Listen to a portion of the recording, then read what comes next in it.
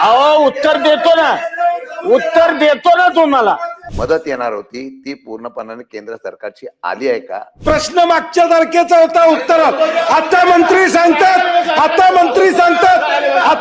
सांगतात अजून पैसे आले नाही. मग तुमचं डबल इंजिन सरकार कशासाठी आहे? या संदर्भामध्ये शासनानं जे पॅकेज जाहीर केलेलं होतं ते पैसे अद्याप मिळाले नाही, अशा पद्धतीचा हा प्रश्न आहे. पूर्णपणे शेतकरी त्यामुळे अडचणीत आला. शेतकऱ्याची आर्थिक स्थिती त्यामुळं ढासळली.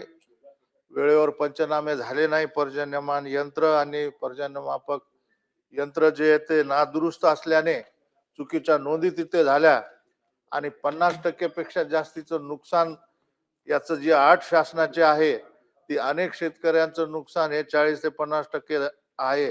राज्यात खरीप 25 मध्ये अतिवृष्टी व पूर परिस्थितीमुळे मोठ्या प्रमाणामध्ये शेतकऱ्यांचं नुकसान झालं. शेतपीक व शेत जमिनीचं फार मोठ्या प्रमाणामध्ये नुकसान झालं, ही वस्तुस्थिती आहे. आपदग्रस्तांना तातडीनं मदत देण्यासाठी शासनानं 10-10-25 निर्णय घेतला आणि विशेष पॅकेज जाहीर केलं.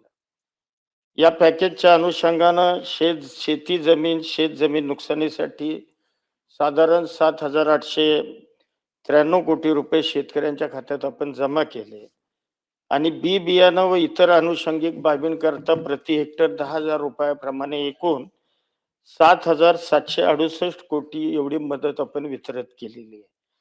अशा प्रकारे विभागानं 1,08,532 शेतकऱ्यांना आधार संलग्न बँक म्हणजे डीबीटी द्वारे साधारण 15,761 कोटी रुपये एवढी मदत आपण शेतकऱ्यांच्या खात्यावर जमा केलेली आहे.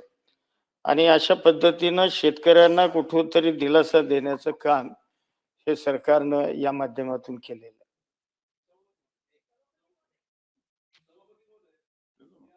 उत्तरावर सुद्धा माझी हरकत आहे, कारण उत्तरामध्ये सोलापूर जिल्ह्यातल्या किंवा वेगवेगळ्या जिल्ह्यांमध्ये शेतकऱ्यांना ज्या ठिकाणी ओला दुष्काळ झाला होता किंवा कोरडा दुष्काळ होता, या संदर्भामध्ये शासनानं जे पॅकेज जाहीर केलेलं होतं ते पैसे अद्याप मिळाले नाही, अशा पद्धतीचा हा प्रश्न आहे.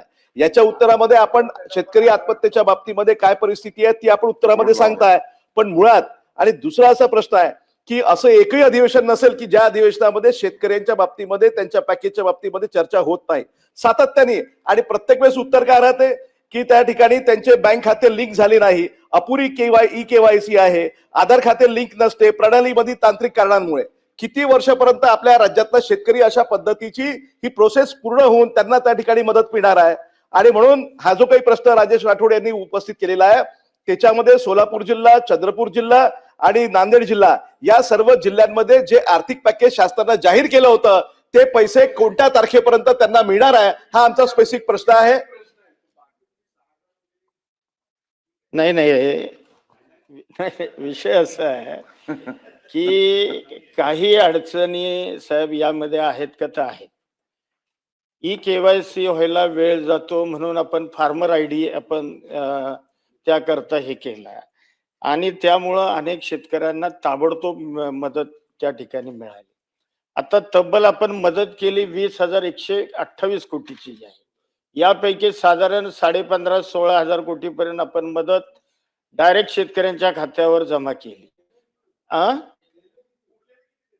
नाही, देणं म्हणजे आता साधारण आपण आजपर्यंतचा अंदाज काढला तर जेवढी मदत आपण मंजूर करतो त्याच्यात साधारण 75-80% शेतकऱ्यांना प्रत्यक्षामध्ये मदत म्हणजे प्रत्यक्ष शेतकरी हा बाधित असतो.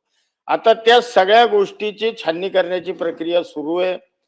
ज्यांचे ई केवायसी असतील किंवा इतर काही कारणामुळं काही कारण त्यामध्ये की घरातले काही वाद आहेत, अन्य काही विषय आहेत, यामुळं जे काही प्रलंबित लोकांना मदत अद्यापही पोहोचली नाही, या संदर्भामध्ये जिल्हाधिकाऱ्यांना आम्ही सूचना दिल्यात आणि मंडल स्तरावर या संदर्भातले कॅम्प शिबिर लावायला सांगितले आणि जेवढं जास्तीत जास्त याचा निपटारा होईल या संदर्भातला प्रयत्न आमचा सुरू आहे. शशिकांत शिंदे. या ठिकाणी मंत्री महोदय उत्तर देत आहेत. गेल्या 2 वर्ष झालेत अतिवृष्टी आणि प्रचंड नुकसान शेतकऱ्यांचं झालेलं आहे. 2-3 स्पेसिफिक प्रश्न मंत्र्यांना विचारायचे. गेल्या 1.5-2 वर्षामध्ये महाराष्ट्रामध्ये अशा प्रकारची किती नुकसान झालं त्याच्या बाबतीमधले किती रक्कम या शेतकऱ्यांना देणं बाकी देयक लागताय, त्यामध्ये आपण किती लोकांना दिले, किती प्रलंबित राहिलं आणि केंद्र सरकारचं जे आपल्याला मदत येणार होती ती पूर्णपणाने केंद्र सरकारची आली आहे का, नसेल तर किती थकबाकी आहे. तिसरा प्रश्न असा आहे, खरडून गेलेल्या जमिनी आणि त्याचबरोबर खरडून गेलेले रस्ते, पूल या संदर्भातला सुद्धा आपण अतिवृष्टीच्या संदर्भातून अहवाल तयार केला होता. त्या संदर्भामध्ये सुद्धा किती रक्कम लागत होती आणि किती आता ती रक्कमची तरतूद आपल्याकडे झालेली आहे.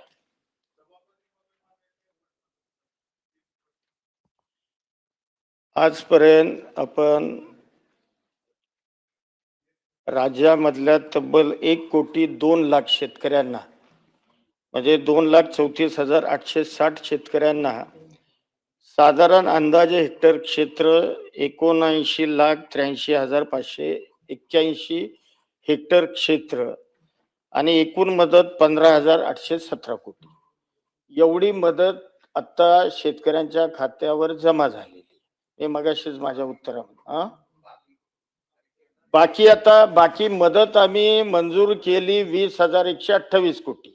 आता प्रत्यक्षामध्ये एवढे शेतकरी किंवा एवढं साधारण 70-80% ज्या वेळेला सगळ्या छाननी स्क्रुटीने होते त्यावेळेला अंदाजे जी मंजूर मदत आपण करतो त्याच्या 70-80% पर्यंत शेतकऱ्यांना म्हणजे तेवढा शेतकरी अंदाजे बाधित असतो. त्या पद्धतीने आता त्याच्यावर काम सुरू आहे आणि उर्वरित रक्कम आम्ही मंजूरच केलेली आहे ना. त्यामुळे या मदतीपासून या राज्यातला कुठलाही शेतकरी वंचित राहणार नाही याची खबरदारी शासन घेते. यामध्ये जे केंद्रीय पथकाच्या संदर्भामध्ये आपण प्रश्न विचारला, साधारण 17 नोव्हेंबर 25 रोजी केंद्र अहवाल केंद्र शासनाचा आपण पाठवला. 4 व 5 नोव्हेंबर 25 रोजी पहिले पथक अहिल्यानगर असेल, बीड असेल, सोलापूर, धाराशिव या ठिकाणी पहिलं पथक घेऊन गेलं. त्याच्यानंतर 11 व 12 फेब्रुवारीला 26ला दुसरं पथक येऊन गेलं आणि अहिल्यानगर, बीड, सोलापूर, धाराशिव अशा पद्धतीच्या काही जिल्ह्यांना त्यांनी भेटी दिल्या आणि मदतीचा प्रस्ताव साधारण 29,781 कोटी एवढा आपण प्रस्ताव हा केंद्र सरकारला त्या ठिकाणी सबमिट केलेला आहे. या संदर्भामध्ये म्हणजे अशा पद्धतीनं प्रस्ताव सादर केलाय. परंतु ऐका ना, परंतु केंद्राची मदत येणारच आहे, केंद्राची मदत येणार आहे, परंतु केंद्राच्या मदतीकरता राज्य सरकार काही थांबलं नाही. या राज्यातल्या अडचणीत आलेल्या शेतकऱ्याला मदत करण्याची भूमिका सरकारने घेतली आणि ताबडतोब या संदर्भातली मदत आम्ही दिली. आम्ही सातत्याने या सभागृहामध्ये केंद्रातून मदत येत नाही हे आम्ही सांगतोय. यामध्ये राज्य सरकार कमी पडतंय का, पाठपुरावा करायला कमी पडतंय का? केंद्रात पण तुमचं सरकार, राज्यामध्ये पण तुम्ही सरकार, आणि तुम्ही सांगताय की आम्ही मागेल ते केंद्रातून आम्हाला येत आहे. केंद्राचा अभिनंदनाचा ठराव तुम्ही इथे देताय आणि शेतकऱ्यांच्या नुकसानीच्या बाबतीमधले पैसे केंद्र देत नाही, हा निषेध आहे. कारण म्हणतात केंद्राच्याकडून आपलं सरकार पैसे आणायला अपयशी ठरत आहे का केंद्र महाराष्ट्र अन्याय करतोय. 1.5-2 वर्षापासून या शेतकऱ्यांना जी निधी पाहिजे तो मदत निधी मिळाला जात नाही. राज्य सरकारकडून पैशाची पूर्तता होत नाही, केंद्राकडून प्रस्ताव येत नसेल. आमचा स्पेसिफिक प्रश्न आहे, केंद्राकडून किती दिवसामध्ये पैसे तुम्ही आणणार आणि ते सरकारच्या वतीने राहिलेल्या शेतकऱ्यांना पूर्णपणे देणार याचा ठोस निर्णय द्यावा. नाही, केंद्र सरकारकडे प्रस्ताव आपण पाठवलेला आहे. त्यांचे 2 पथक त्यांनी भेटी राज्याला दिलेले. अहो ऐकून घ्या साहेब, ऐकून घ्या. नाही, ऐकून घ्या. नाही, मुळामध्ये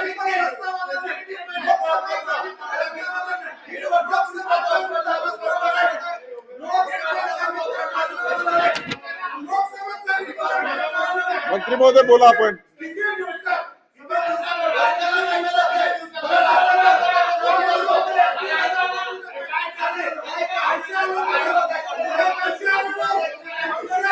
जरा मी बोलतो, ऐका ना साहेब. मंत्री महोदय बोला. नाही मी उत्तर देतो साहेब. अहो उत्तर देतो ना तुम्हाला. मंत्री महोदय उत्तर देत आहेत, आपल्याला काय पाहिजे?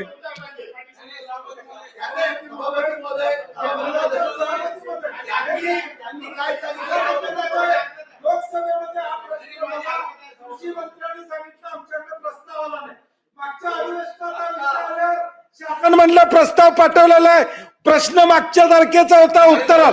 आता मंत्री सांगतात अजून पैसे आले नाही. मग तुमचं डबल इंजिन सरकार कशासाठी आहे? राज्यावांना जाहीर करावं सरकार पैसे आलेले नाहीत म्हणून. नाही बरं आता माझं उत्तर ऐकाल का? बसा जरा. उत्तर ऐका मग. नाही काय झालंय आता दुसरं पथक हे साधारण फेब्रुवारी महिन्यात येऊन गेलं. आणि ऐका माझं, तुम्ही काय होतंय आपण प्रस्ताव 17 नोव्हेंबरलाच पाठवलेला आहे. या संदर्भात केंद्रीय मंत्र्यांनी पुन्हा सांगितले की प्रस्ताव आम्हाला प्राप्त झालाय. आता या संदर्भातली मदत त्याचा फॉलोअप ऐका साहेब, जरा ऐका ना साहेब. पूर्ण उद्या या संदर्भामध्ये आमचा पाठपुरावा केंद्राकडे सातत्यानं सुरू आहे आणि लवकरात लवकर, कारण आता दुसरं पथक फेब्रुवारीत येऊन त्यांनी दुसरा पाहणी अहवाल. बरं प्रत्यक्षामध्ये फॅक्ट बघूनच केंद्र सरकार मदत मंजूर करतं. ती मदत लवकरात लवकर येईल, त्याचा पाठपुरावा सुरू आहे. परंतु ऐका मला सदस्यांना जरा ऐका साहेब. आपण बोला. मला लवकरात लवकर माझ्याकडे बघून बोला आपण. सांगतो ना त्याई बर का सभापती साहेब. परंतु केंद्राचे पैसे जरी आले नाहीत तरी सुद्धा आम्ही या राज्यातल्या शेतकऱ्याला मदतीपासून वंचित ठेवलं नाही. सगळे पैसे शेतकऱ्यांना आम्ही देण्यामध्ये यशस्वी झाले. मला असं वाटतं की आपण जो